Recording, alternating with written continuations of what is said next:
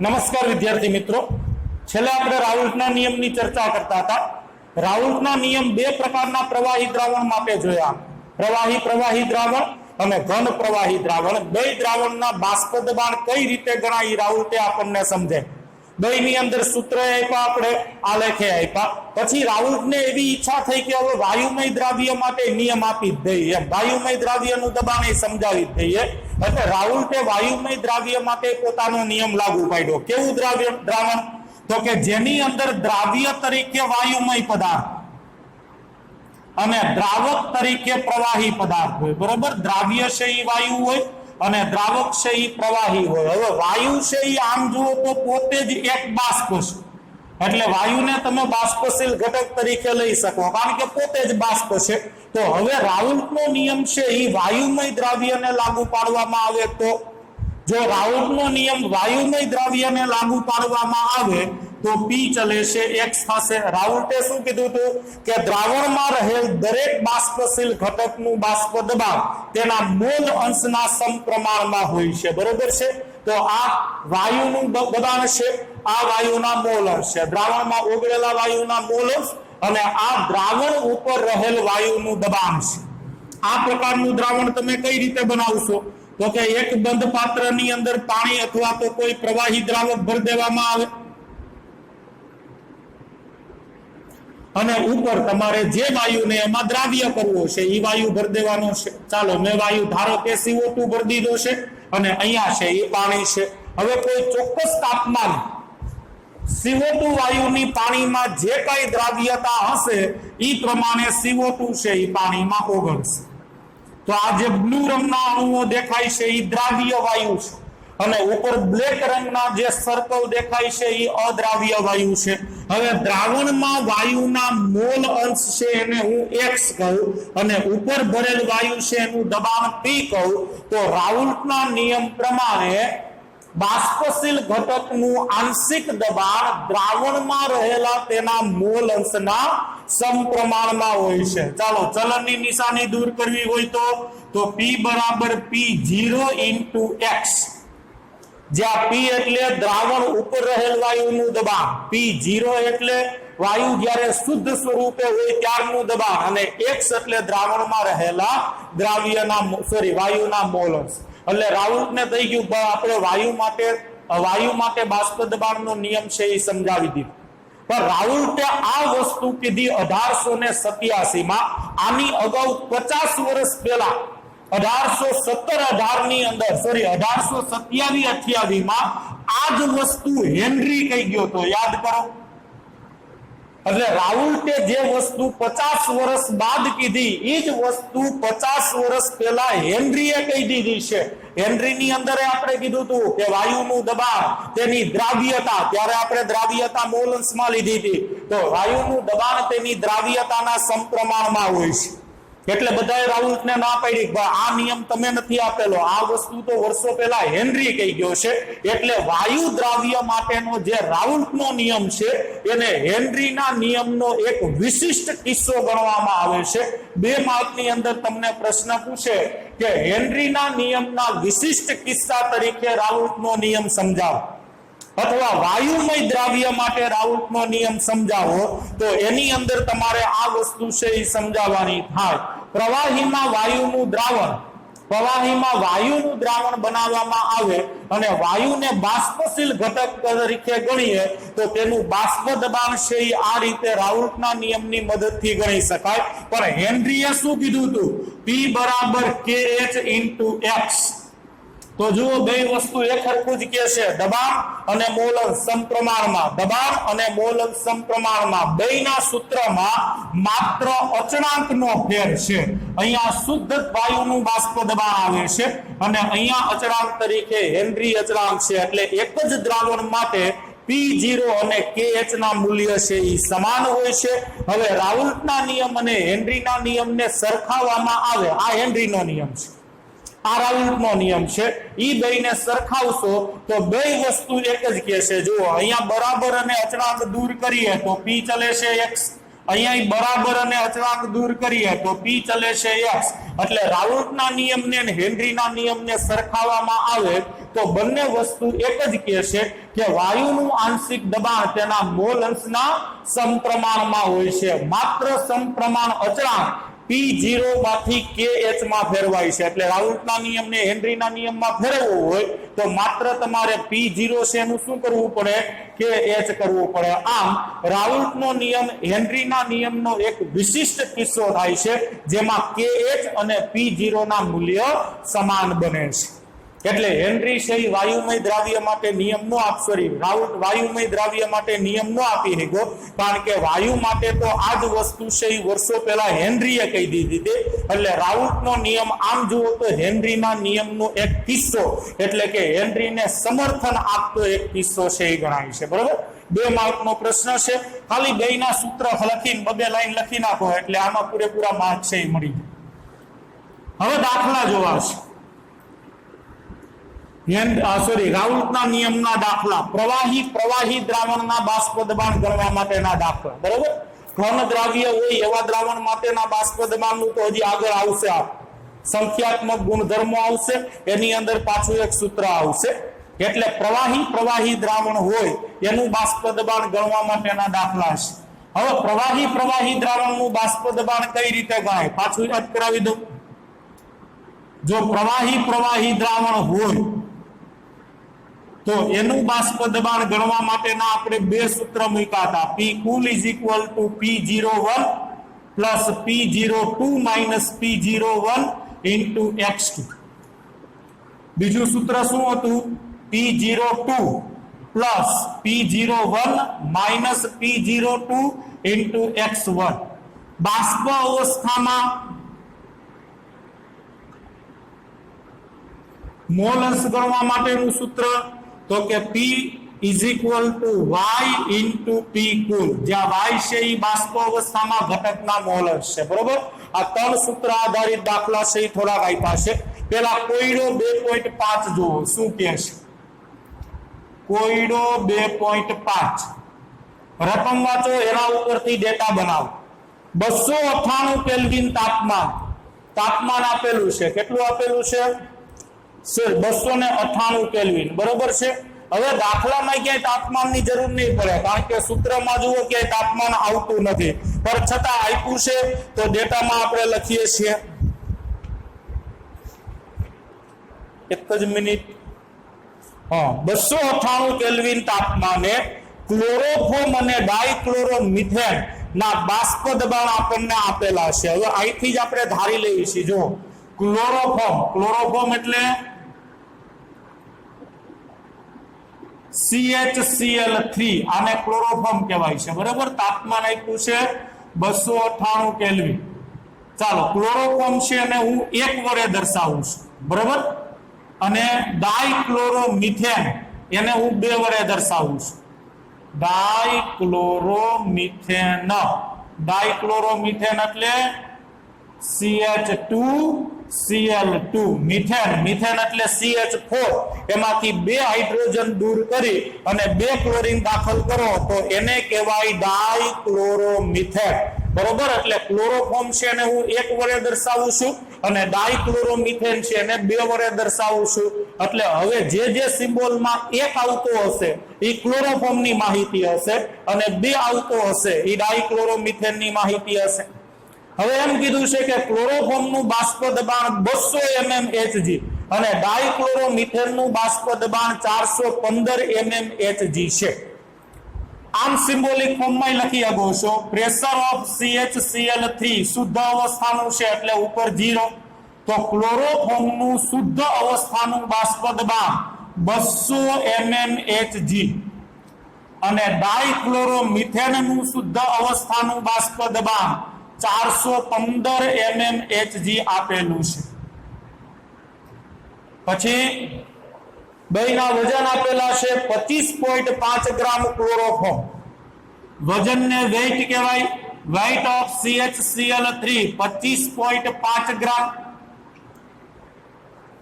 અને 40 ગ્રામ ડાયક્લોરોમિથેન. તો W of CH2Cl2 એ 40 ગ્રામ આપેલું છે.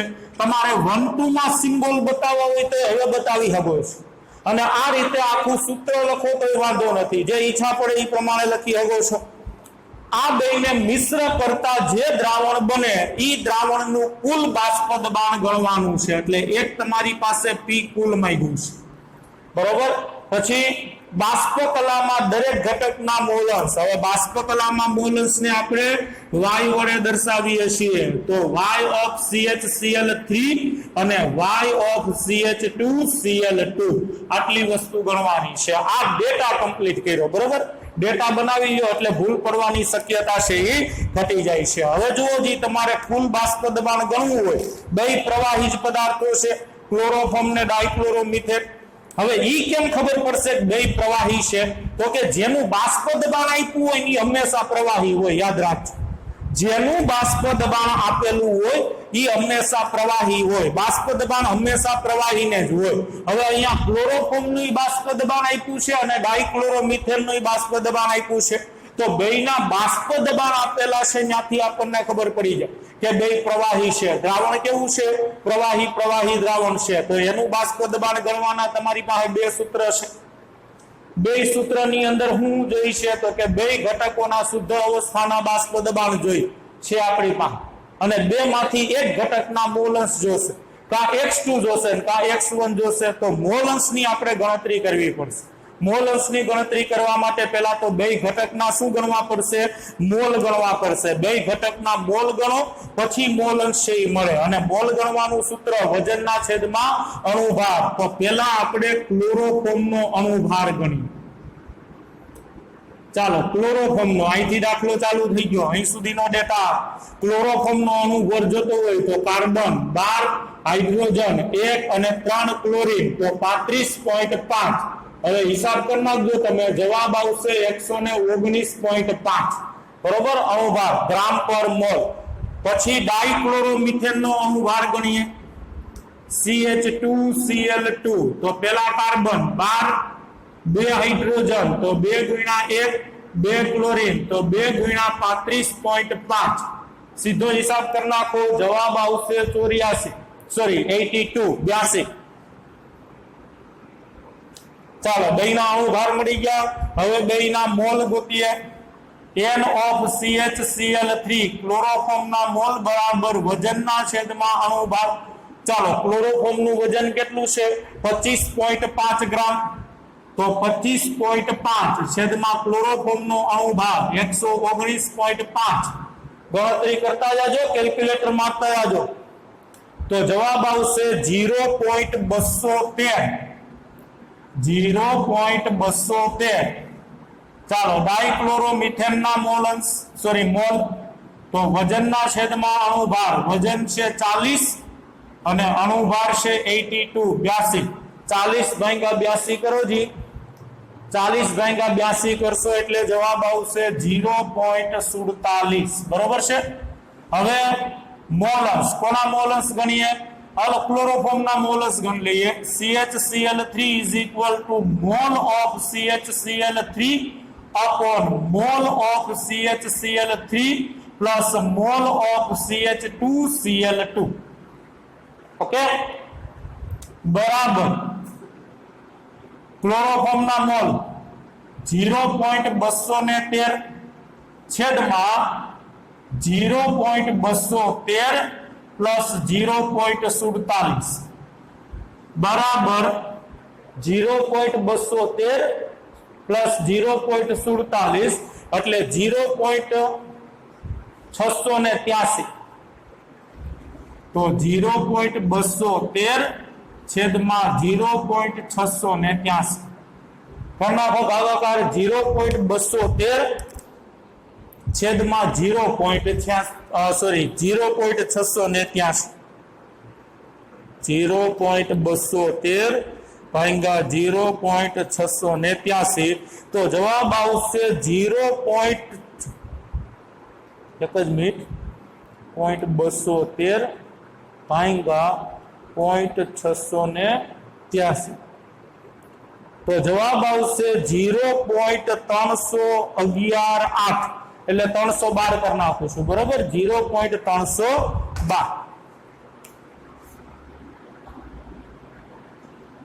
હવે બધા ડાયક્લોરોમિથેનના મોલસ ગણ નાખી CH2Cl2 હવે એના મોલસ ગણવા તો હેલા છે 1 માઈનસ ક્લોરોફોર્મના મોલસ 1 માઈનસ 0.312 એટલે ઈ આવશે 0.688 ચાલો બેના મોલસ મળી ગયા હવે ક્યુ સૂત્ર મૂકશું આમાંથી તો પહેલા તમારે ઈ જોઈ લેવાય કે આ બેમાં બાષ્પ દબાણ વધુ કોનું છે આનું ડાયક્લોરોમિથેનનું બાષ્પ દબાણ વધુ છે ને તો કાઉન્સનું મૂલ્ય આપણને ધન મળે ને ઈ રીતે ગોઠવણી કરાય હવે કાઉન્સનું મૂલ્ય ધન ક્યારે મળે તો કે મોટામાંથી નાનું બાદ કરો ત્યારે તો ક્લોરોફોર્મ છે એનું બાષ્પ દબાણ ઓછું છે અને આનું બાષ્પ દબાણ વધુ છે હવે વધુ બાષ્પ દબાણ વાળું પેલા લઈએ તો 2 આપણે ડાયક્લોરોમિથેન ને કીધું છે ને તો ઈ અહીંયા આવશે તો ઈ સૂત્ર છે ઈ મૂકી દઈએ પેલું જ P cool is equal to P01 plus in bracket P02 minus P01 into X2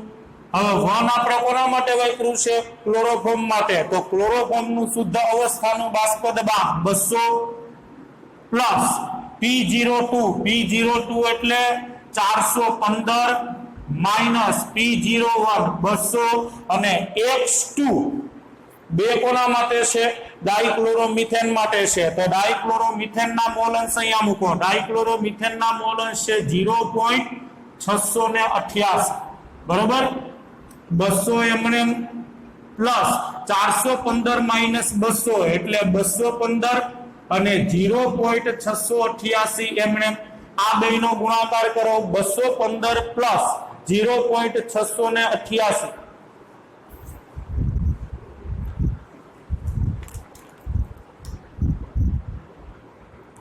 215 plus 0.688 તો 215 સોરી ઇન્ટુ 0.688 જવાબ આવશે 147.92 એટલે કે 147.9 તો 200 પ્લસ 147.9 તો જવાબ થયો 347.9 આ મળી ગયું તમને કુલ દ્રાવણનું બાષ્પ દબાણ એકમ શું લખશો તો કે તમને જે દબાણ આપ્યા છે એમાં એકમ શું છે mmHg છે ને તો આ દબાણ મળશે એ તમને કેમાં મળશે mmHg માં જ મળશે હજી દાખલો પૂરો નથી થયો આપણે એક ભાગ ગણ્યો P કુલ હજી Y ઓફ ક્લોરોફોર્મ અને Y ઓફ ડાયક્લોરોમિથેન બાષ્પ કલામાં ક્લોરોફોર્મ અને ડાયક્લોરોમિથેનના મોલન્સ ગણવાના છે તો બાષ્પ કલામાં મોલન્સ ગણવા માટે બે વસ્તુ જોઈએ એક તો ઘટકનું દબાણ જોઈએ ને એક P કુલ જોઈએ તો P કુલ તો આપણી પાસે આવી ગયું છે ઘટકનું દબાણ જોતું હોય તો ક્લોરોફોર્મનું દબાણ જોતું હોય પ્રેશર ઓફ ક્લોરોફોર્મ CHCl3 તો એનું સૂત્ર X of CHCl3 sorry P0 of CHCl3 into X of CHCl3 બરાબર ને આપણી પાસે આ સૂત્ર છે P is equal to P0 into X ચાલો હવે ખાલી કિંમત મૂકવાની છે P0 CHCl3 200 અને ક્લોરોફોર્મના મોલન્સ કેટલા મળ્યા તો કે ક્લોરોફોર્મના મોલન્સ મળ્યા છે 0.312 કરી નાખો હિસાબ 200 ગુણ્યા 0.312 એટલે જવાબ થશે 62.4 mmHg આ મળ્યું ક્લોરોફોર્મનું દબાણ હવે બાષ્પ કલામાં મોલન્સનું સૂત્ર મૂકી દઈએ pressure of CHCl3 is equal to Y of CHCl3 into P cool तो Y of CHCl3 is equal to pressure of CHCl3 upon P cool तो प्रेशर ऑफ CHCl3 62.4 અને P કુલ 347.9 તો Y of CHCl3 મળ્યું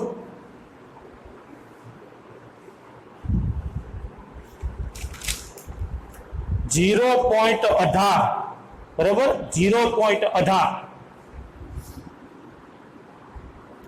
ચાલો બાષ્પ કલામાં ક્લોરોફોર્મના mall મળી ગયા 0.18 હજી આ જ પ્રોસેસ તમે ડાયક્લોરોમિથેન માટે લાગુ પાડી શકો છો, એટલે ડાયક્લોરોમિથેનના બાષ્પ કલાના મોલન્સ મળી જાય. પણ એટલું બધું ન કરાય, બાષ્પ કલામાં બેયના મોલન્સનો સરવાળો તો એક જ હોય ને.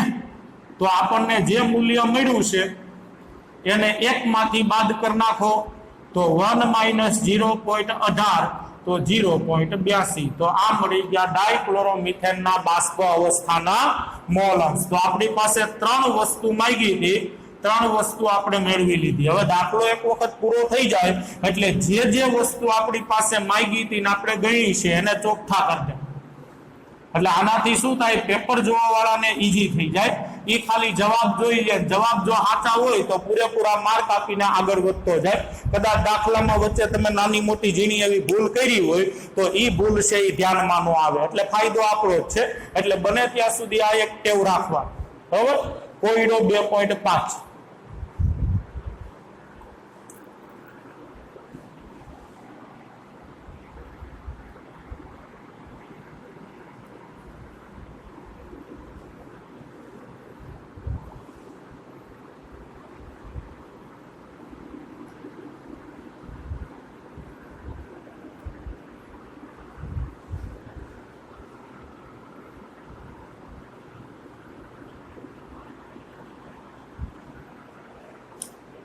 ચાલો હવે લખાણ સંબંધિત પ્રશ્ન આપેલો છે પેજ નંબર 49 ઉપર.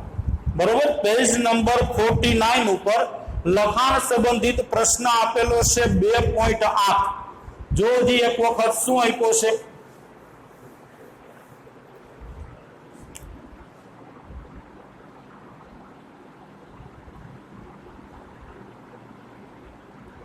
પાછો રકમ શું કીધું છે, 350 કેલ્વિન તાપમાન આપેલું છે. 350 કેલ્વિન સારી વાત કહેવાય. શુદ્ધ પ્રવાહી એ અને બી ના બાષ્પ દબાણ અનુક્રમે 450 અને 700 mmHg છે. શુદ્ધ પ્રવાહી એનું બાષ્પ દબાણ 450 અને શુદ્ધ પ્રવાહી બી નું બાષ્પ દબાણ 700 mmHg. હાલો mmHg માં પછી જો કુલ બાષ્પ દબાણ એ તમને આપેલું છે કે ભાઈ દ્રાવણનું કુલ બાષ્પ દબાણ છે એ 600 mmHg હોય, 600 mmHg હોય તો પ્રવાહી મિશ્રણનું સંઘટન શોધો અને બાષ્પ કલાનું સંઘટન શોધો. સંઘટન એટલે મોલન્સ. એટલે પ્રવાહીમાં તમારે એ અને બી ના મોલન્સ મેળવવાના છે. XA કેટલો, XB કેટલો, અને બાષ્પ કલામાં મોલન્સ એટલે YA કેટલો અને YB કેટલો. ટૂંકમાં 4 મોલન્સ મેળવવાના છે, 2 પ્રવાહી અવસ્થામાં અને 2 બાષ્પ અવસ્થામાં. કઈ રીતે મેળવશું તો કે રાઉલ્ટના નિયમથી જ બાષ્પ દબાણનું સૂત્ર છે એ રાઉલ્ટે જ આપેલું છે, એટલે રાઉલ્ટના નિયમ પ્રમાણે જ હાલશું. ચાલો 2 માંથી એક સૂત્ર આપણે ઉપયોગમાં લઈ લઈએ તો આપણને કોઈ પણ એક ઘટકના પ્રવાહી અવસ્થામાં મોલન્સ મળી જશે. પ્રવાહી અવસ્થામાં એક ઘટકના મોલન્સ મળી જાય પછી એને એક માંથી બાદ કરી નાખો એટલે ઓટોમેટિક બીજા ઘટકના મોલન્સ મળી જશે. કયું સૂત્ર વાપરશું આપણે તો પહેલા જ મેં કીધું કાઉન્સનો જવાબ પ્લસ આવે ને એવું સૂત્ર વાપરવાનું. P02 મોટો હોવો જોઈએ તો P02 એટલે P0B લઈ લઈ. 700 mmHg છે તો આ 2 મોટો અને આ નાનો તો આને 2 કહી દઉં ને આને 1 કહી દઉં. બરોબર છે. હવે સૂત્ર મૂકું. રાઉલ્ટના નિયમ મુજબ P કુલ P0A plus P0B minus P0A into XB. બરોબર. બાજુમાં ક્યાંય A કે બાજુમાં ક્યાંય 2 B આવવા ન જોઈએ. AB અથવા BA આયા કેમ છે જુઓ 1 2 1 2 અથવા 2 1 2 1 બાજુમાં ક્યાંય સરખા આવવા જોઈએ નહીં. જ્યાંથી ચાલુ કરો ત્યાંથી લાઈનમાં જ 1 થી ચાલુ કરો તો 1 2 1 2 અને 2 થી ચાલુ કરો તો 2 1 2 1 એમ મેં A થી ચાલુ કર્યું તો AB જો કોઈ બી થી ચાલુ કરે તો બી એ આ રીતે આવવું જોઈએ, બરોબર છે। ચાલો કિંમતો મૂકવાની છે।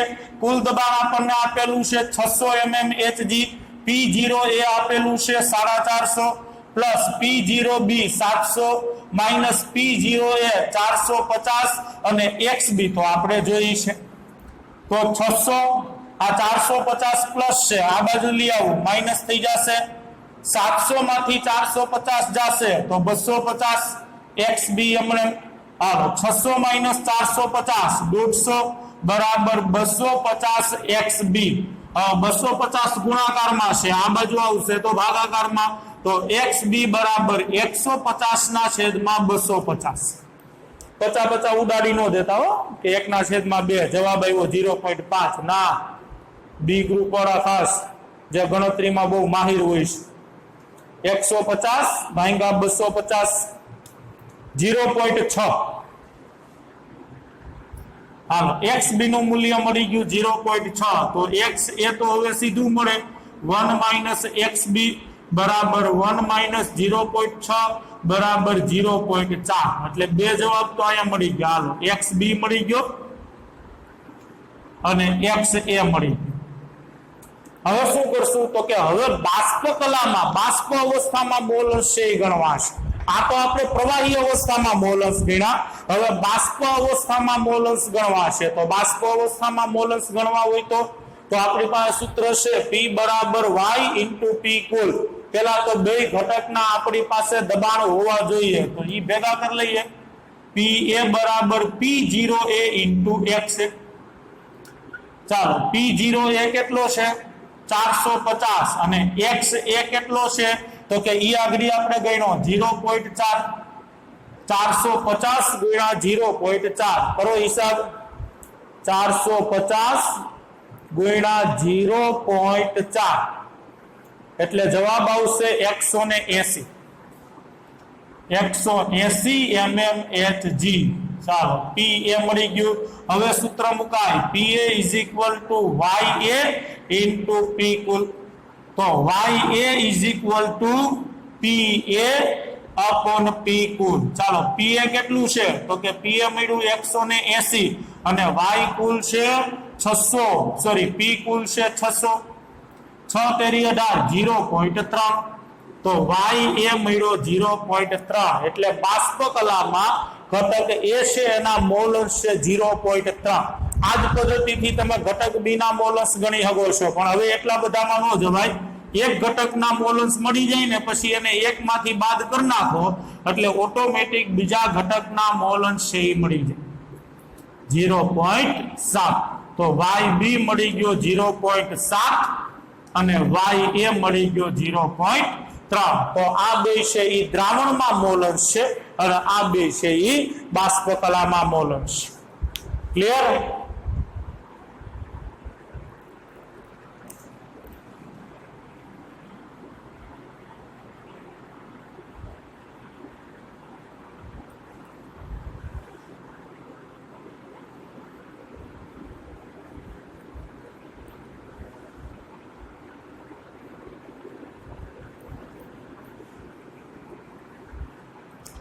ચાલો સ્વાધ્યાયની અંદર જાવ। સ્વાધ્યાયનો 2.16 દાખલો જુઓ। સ્વાધ્યાય 2.16 સ્વાધ્યાયમાં ટીક કરતા હજો ભાઈ કેટલા કેટલા થાય છે, એટલે વચ્ચે કોઈ રહી ન જાય। સ્વાધ્યાયમાં 2.16 વાંચો। હેપ્ટેન અને ઓક્ટેન આદર્શ દ્રાવણ બનાવે છે, બરોબર। બે પદાર્થો આપેલા છે। સ્વાધ્યાય 2.16 એક પદાર્થ છે હેપ્ટેન, હાઇડ્રોકાર્બન 7 કાર્બન વાળો C7H16, બરોબર ને, આલ્કેન, હેપ્ટેન આલ્કેન છે ને, અને આલ્કેન નું સામાન્ય સૂત્ર શું છે CnH2n+2। હેપ્ટેન એટલે 7 કાર્બન, તો હાઇડ્રોજન કેટલા થવા જોઈએ H2n+2, 7 દુ 14 +2 એટલે 16, બરોબર। એક હેપ્ટેન છે અને એક ઓક્ટેન છે। ઓક્ટેન એટલે કાર્બન કેટલા હોય 8, તો હાઇડ્રોજન કેટલા થશે તો કે એ આલ્કેન જ છે, સૂત્ર લાગશે CnH2n+2। તો H2M n એટલે 8 8 દુ 16 પ્લસ 2 16 ને 2 18 ચાલો આના સૂત્ર પાછા આપણને ખબર હોવી જોઈએ નકર દાખલામાં ભેગું નહીં થાય હવે આ તો હાવ બેઝિક કન્સેપ્ટ થઈ ગયો કેમિસ્ટ્રી નો 11મા ધોરણમાં તમે હાઇડ્રોકાર્બન ચેપ્ટર આખું ભણી ગયા એટલે આટલી માહિતી તો હોય જ આદર્શ દ્રાવણ બનાવે છે 373 કેલ્વિન તાપમાને બંને પ્રવાહી ઘટકના બાષ્પ દબાણ બે પ્રવાહી પદાર્થ છે તાપમાન કહી દીધું છે 373 કેલ્વિન હાલો હેપ્ટેન નું શુદ્ધ અવસ્થાનું બાષ્પ દબાણ આપેલું છે અને ઓક્ટેન નું શુદ્ધ અવસ્થાનું બાષ્પ દબાણ આપેલું છે હેપ્ટેન નું શુદ્ધ અવસ્થાનું બાષ્પ દબાણ આપેલું છે અનુક્રમે 105.2 કિલો પાસ્કલ અને 46.8 કિલો પાસ્કલ 105.2 કિલો પાસ્કલ અને 46.8 કિલો પાસ્કલ હાલો બેના શુદ્ધ અવસ્થાના બાષ્પ દબાણ છે એ આપણને આપેલા છે 105.2 કિલો પાસ્કલ 46.8 કિલો પાસ્કલ 26 ગ્રામ હેપ્ટેન અને 35 ગ્રામ ઓક્ટેન વજન આપેલા છે હેપ્ટેન નું વજન આપેલું છે 26 ગ્રામ અને ઓક્ટેન નું વજન આપેલું છે ઓક્ટેન એટલે CH18 ઈ આપેલું છે 26 ગ્રામ અને 35 ગ્રામ ઘણું આપ્યું છે તો ગણવાનું શું છે ધરાવતા મિશ્રણનું બાષ્પ દબાણ શું થશે એ ફૂલ ગણવાનું છે હાલો આ બે દ્રાવણને ભેગા કરી અને તમે જે દ્રાવણ બનાવો છો બે પ્રવાહીને ભેગા કરી ઈ પ્રવાહીનું બાષ્પ દબાણ છે એ આપણે ગણવાનું છે તો બાષ્પ દબાણ ગણવાનું સૂત્ર છે આપણી પાસે પ્રવાહી દ્રાવણના બાષ્પ દબાણ ગણવા હોય બે સૂત્ર છે ગમે એ મૂકો પણ બે સૂત્રમાં મોલ અંશની જરૂર પડે છે એકાદા ઘટકના મોલ અંશ તો આવે જ છે તો પહેલા આપણે હેપ્ટેન અથવા ઓક્ટેનના મોલ અંશ ગણવા પડશે મોલ અંશ માટે બેયના મોલ ગણવા પડશે અને મોલ માટે વજન તો છે અણુભાર ગણવો પડશે હાલો હેપ્ટેનનો અણુભાર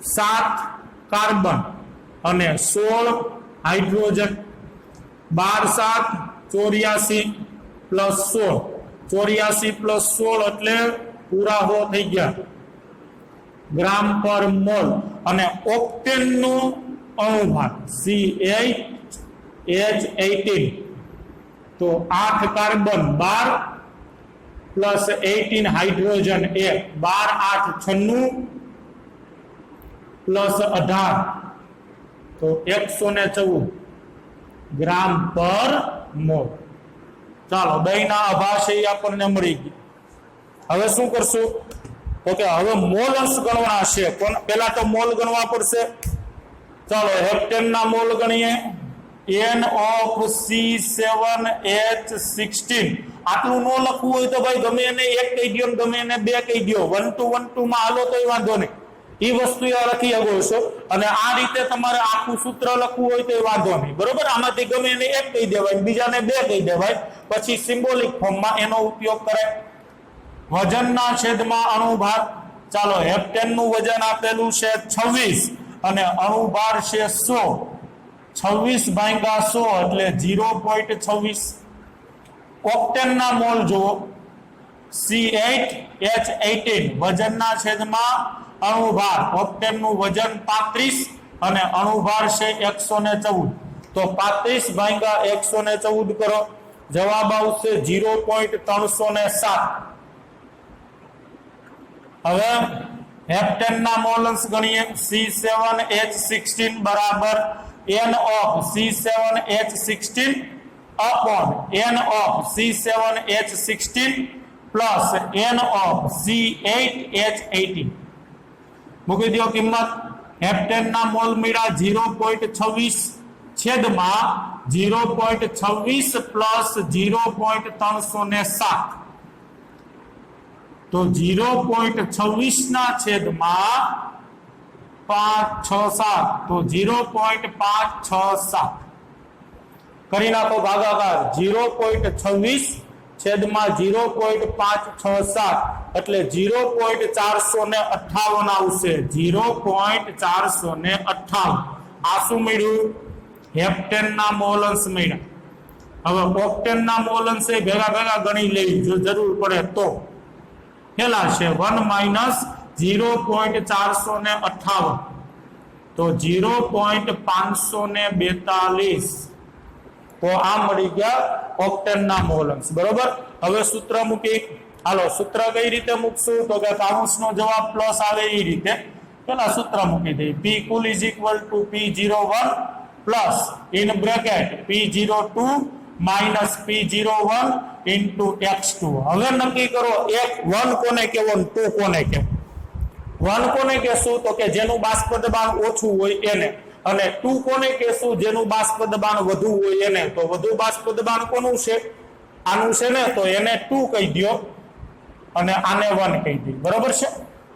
હવે મૂલ્ય મૂકતા જાવ p01 46.8 કિલો પાસ્કલ બે હરખા એકમમાં છે એટલે કઈ એકમમાં ફેરફાર કરવાની જરૂર નથી।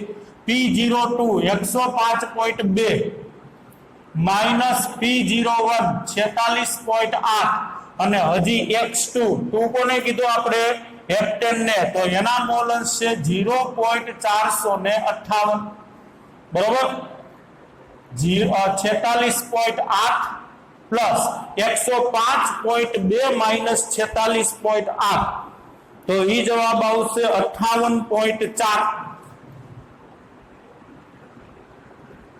ગુણ્યા 0.458 આ બેનો ગુણાકાર કરી નાખો 46.8 પ્લસ 58.4 ગુણ્યા 0.458 એટલે ઈ જવાબ આવશે 26.75 હવે કરી નાખો સરવાળો 46.8 પ્લસ 26.75 એટલે જવાબ આવશે 73.55 આ આપણને મળી ગયું કુલ દબાણ। એકમ શું લખશું તો કે આપેલ દબાણ કિલો પાસ્કલ માં છે તો મળેલું દબાણ એ કિલો પાસ્કલ માં જ હોય છે। ક્લિયર?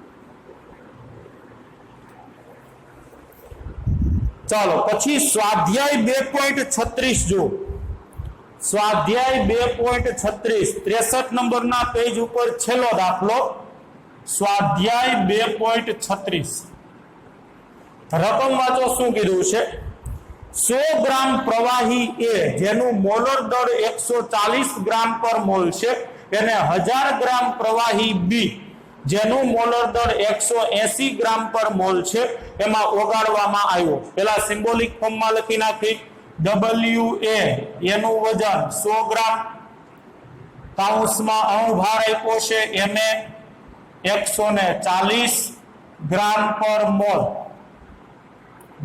WB દ્રાવકનું વજન આપ્યું છે 1000 ગ્રામ એનો અણુભાર કાઉન્સમાં આપેલો છે 180 ગ્રામ પર મોલ બરોબર। શુદ્ધ પ્રવાહી બી નું બાષ્પ દબાણ 500 ટોર જણાવ્યું એટલે P0B આપેલું છે તમને 500 ટોર બરોબર દબાણનો એકમ છે ટોર। તો શુદ્ધ પ્રવાહી એનું બાષ્પ દબાણ ગણો એટલે પહેલા તો તમારે P0A ગણવાનું છે। પછી જો દ્રાવણનું કુલ બાષ્પ દબાણ એટલે P કુલ તમને આપેલું છે 475 ટોર હોય હાલો આ 475 ટોર હોય તો દ્રાવણમાં તેનું બાષ્પ દબાણ તેનું એટલે એનું P એ તમારે ગણવાનું છે। હાલો બે વસ્તુ છે એ માંગી છે કઈ રીતે ગણતરી કરશું તો કે પહેલા તો બેના મોલ ગણી મોલ અંશ ગણી નાખી બરોબર છે A અને B કારણ કે કોઈ પણ સૂત્ર મૂકશું આપણે એટલે મોલ અંશની જરૂર પડશે। એક સૂત્ર આપણે ડાલ્ટનના આંશિક દબાણના નિયમ પ્રમાણે આવું લીધું P કુલ બરાબર PA પ્લસ PB તો P0A into XA plus P0B into XB આ સૂત્ર છે આપણે વાપરશું। પણ આ સૂત્ર વાપરવામાં બે ઘટકના મોલસ જોઈએ છે। તો મોલસ માટે પહેલા તો બેના મોલ જોઈએ ને। અહીંથી દાખલો છે એ ચાલુ કરું છું। ચાલો કોના મોલ? પહેલા એના મોલ લઈએ તો વજનના છેદમાં અણુભાર। હાલો એનું વજન કેટલું આપ્યું છે 100 અને અણુભાર આપ્યો છે 140। તો એના મોલ થશે 0.7143। બી ના મોલ ગણ નાખો WB છેદમાં MB વજન 1000 ગ્રામ એમ અણુભાર 180 આપેલો છે। તો એના મોલ થશે 5.55।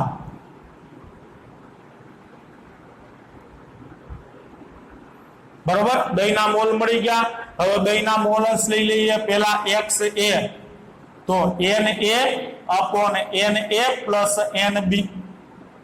NA કેટલા મળ્યા 0.7143 છેદમાં 0.7143 પ્લસ 5.55 બરાબર 0.7143 છેદમાં કેટલા થશે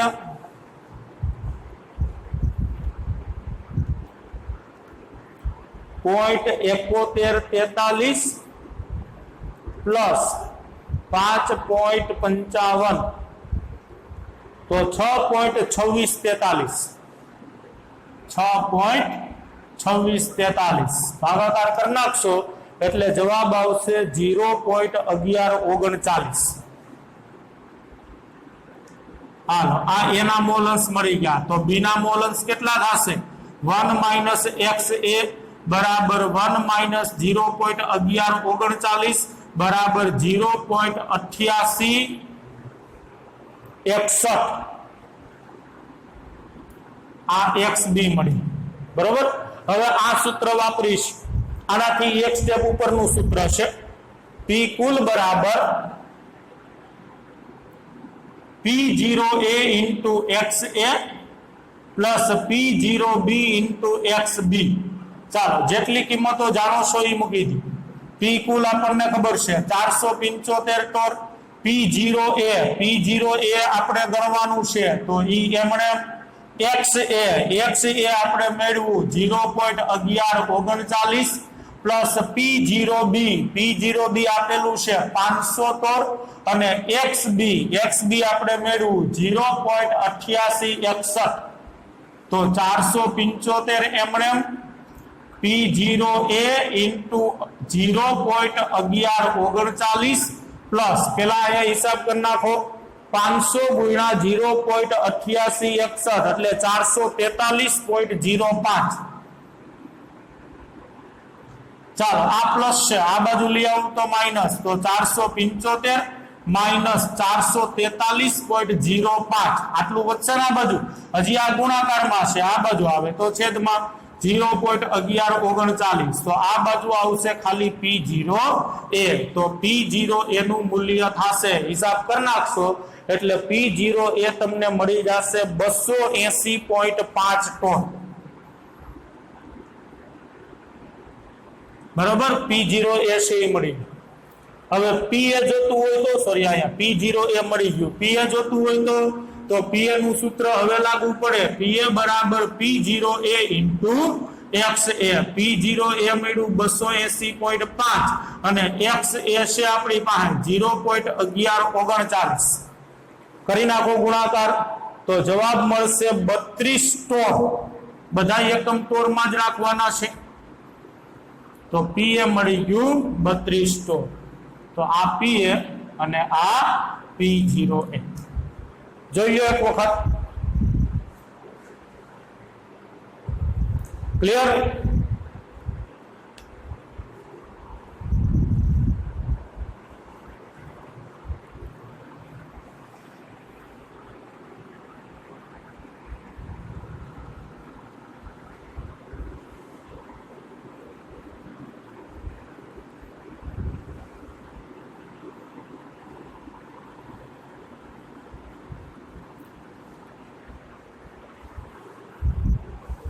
ચાલો પછી સ્વાધ્યાયનો 2.38 નો દાખલો જો।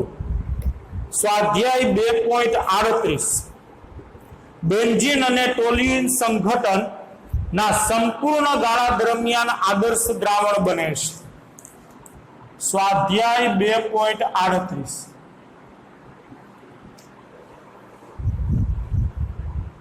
બેન્ઝીન અને ટોલ્યુઇન, બરોબર.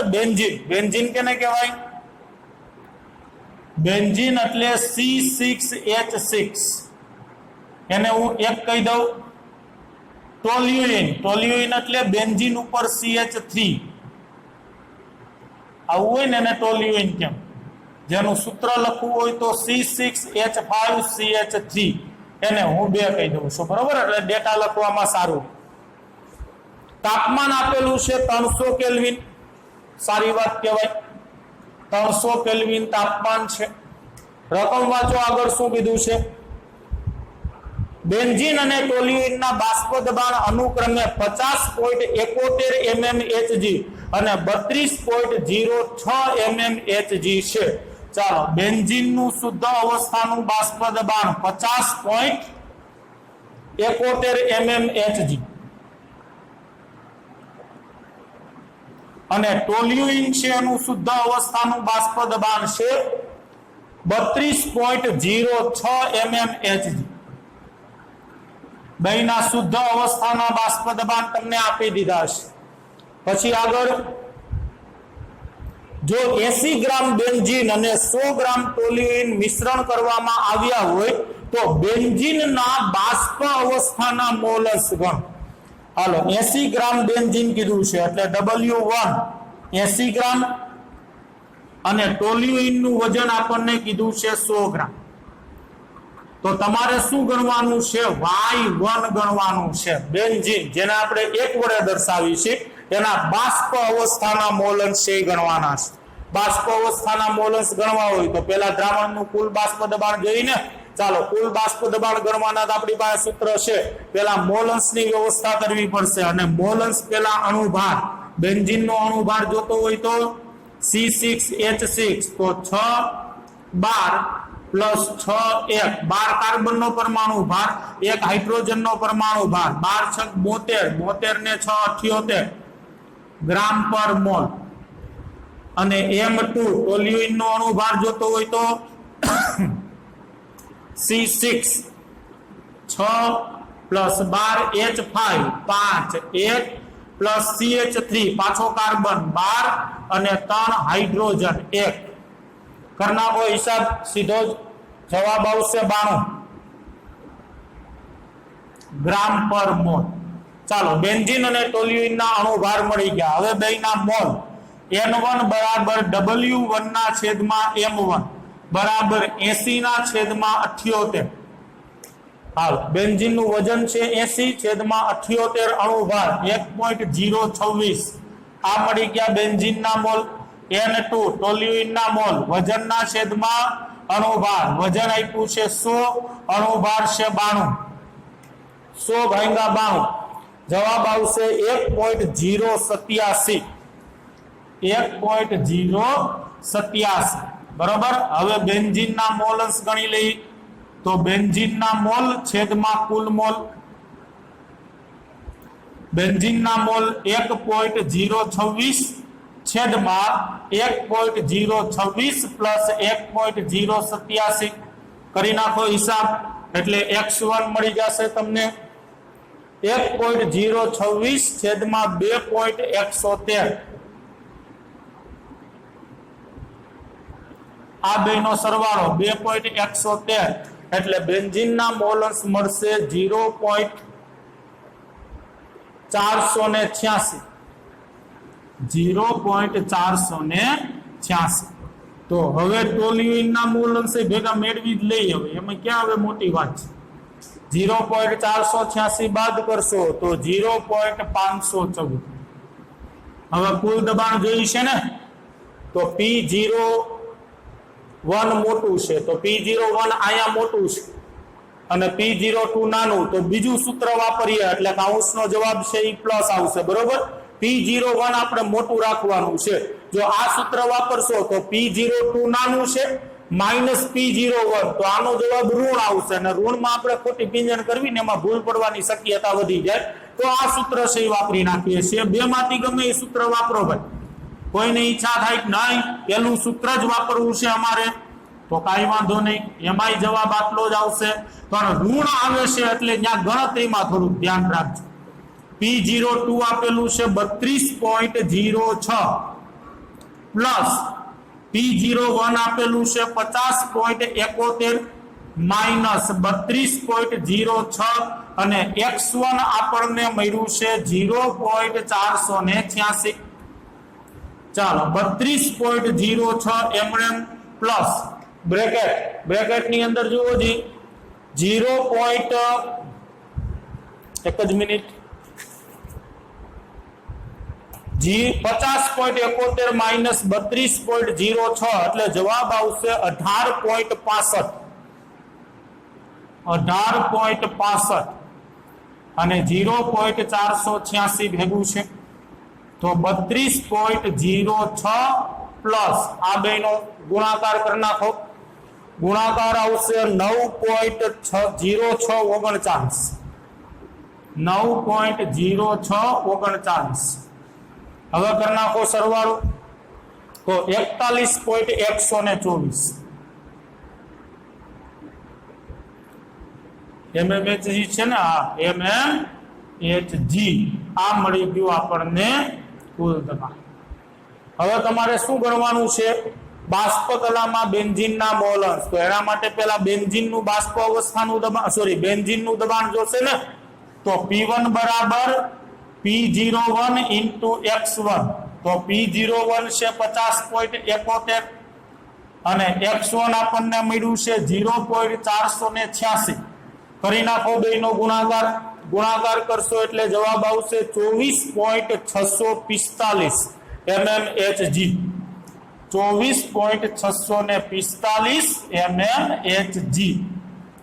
ચાલો P1 મળી ગયું। હવે સીધું સૂત્ર P1 બરાબર Y1 into P કુલ, Y1 જોઈ છે તો Y1 બરાબર P કુલ ને આ બાજુ લઈ આવું, છેદમાં આવી જશે તો P1 ના છેદમાં P કુલ। ચાલો P1 કેટલું મળ્યું? 24.645 અને P કુલ છે 41.124, તો Y1 મળશે 0.592 is nearly equal to 0.6। આ Y1 Y2 કીધું નથી પણ જો ગણવો હોય તો 1 માઇનસ Y1 1 માઇનસ 0.6 તો Y2 આવશે 0.4। રેડી? તો આ સાથે પ્રવાહી દ્રાવણ માટેના રાઉલ્ટના દાખલાનું કામ છે એ પૂરું થયું। અત્યાર સુધીમાં જેટલી થિયરી આલી ગઈ છે એના દાખલા છે આપણે ભેગા ક્લિયર છે એ કરાવી દીધા છે। નેક્સ્ટ લેક્ચરની અંદર નવી એક થિયરી આદર્શ દ્રાવણ અને બિન આદર્શ દ્રાવણ છે એની ચર્ચા છે આપણે કરશું। ઓકે।